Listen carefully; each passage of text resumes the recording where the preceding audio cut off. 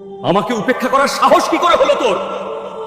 তুই যার প্রেমে মগ্ন হয়ে আমাকে উপেক্ষা করলি, যার চিন্তায় তুই এত ডুবে আছিস, সেই মানুষটাই তোকে সম্পূর্ণ ভুলে যাবে, তোকে একদিন চিনতেই পারবে না। এই একটিমাত্র কথাতেই মুহূর্তের মধ্যে বদলে গেল এক নারীর জীবন। কণ্ব ঋষির একটি সুন্দর আশ্রম ছিল। সেই আশ্রমেই বড় হয়ে উঠেছিল তার পালিত কন্যা শকুন্তলা। রূপে, গুণে এবং বুদ্ধিতে সে ছিল অতুলনীয়। আশ্রমের সমস্ত কাজ সে অত্যন্ত যত্ন করে করত। সেই সময় রাজা দুষ্যন্ত একদিন শিকার করতে করতে জঙ্গলের গভীরে চলে আসেন।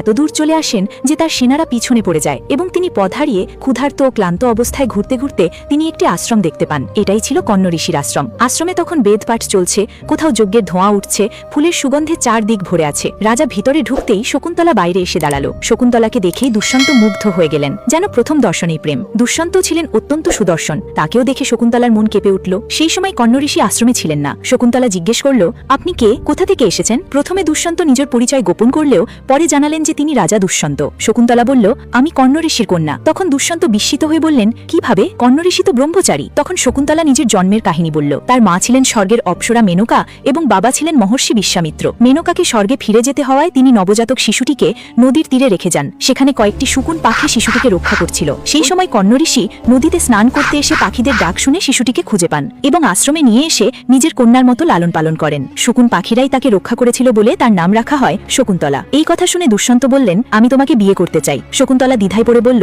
আমি কিভাবে রাজি হব? আগে তো বাবাকে জিজ্ঞেস করতে হবে। তখন দুষ্যন্ত বললেন, আমাদের ধর্মে 8 প্রকার বিবাহ আছে। তার মধ্যে একটি হলো গন্ধর্ব বিবাহ, যেখানে ছেলে ও মেয়ে দুজনেই সম্মত হয়। শেষ পর্যন্ত দুজনের সম্মতিতেই তাদের গন্ধর্ব বিবাহ সম্পন্ন হলো। কিছুদিন আশ্রমে কাটিয়ে দুষ্যন্ত রাজ্যে ফিরে গেলেন। যাওয়ার সময় বললেন, আমি রাজ্যে গিয়ে সব ব্যবস্থা করে তোমাকে নিয়ে যাব। কিন্তু তিনি আর ফিরে এলেন না। একদিন শকুন্তলা আশ্রমে বসে রাজা দুষ্যন্তের স্মৃতিতে গভীরভাবে ডুবেছিল। ঠিক সেই সময় আশ্রমে এক মহর্ষি এসে উপস্থিত হলেন। কিন্তু শকুন্তলার মন যেহেতু দুষ্যন্তের ভাবনায় মগ্ন ছিল, তাই তিনি সেই ঋষিকে দেখতে পেলেন না এবং যথাযথভাবে অতিথি অভ্যর্থনাও করতে পারলেন না। ঋষি এটি দেখে অত্যন্ত ক্রুদ্ধ হলেন। তিনি রাগের মাথায় অভিশাপ দিয়ে বললেন, আমাকে উপেক্ষা করার সাহস কি করে হলো তোর? তুই যার প্রেমে মগ্ন হয়ে আমাকে উপেক্ষা করলি, যার চিন্তায় তুই এত ডুবে আছিস, সেই মানুষটাই তোকে সম্পূর্ণ ভুলে যাবে, তোকে একদিন চিনতেই পারবে না। পরের কাহিনী জানতে ভিডিওটি লাইক করুন, চ্যানেলটি সাবস্ক্রাইব করুন।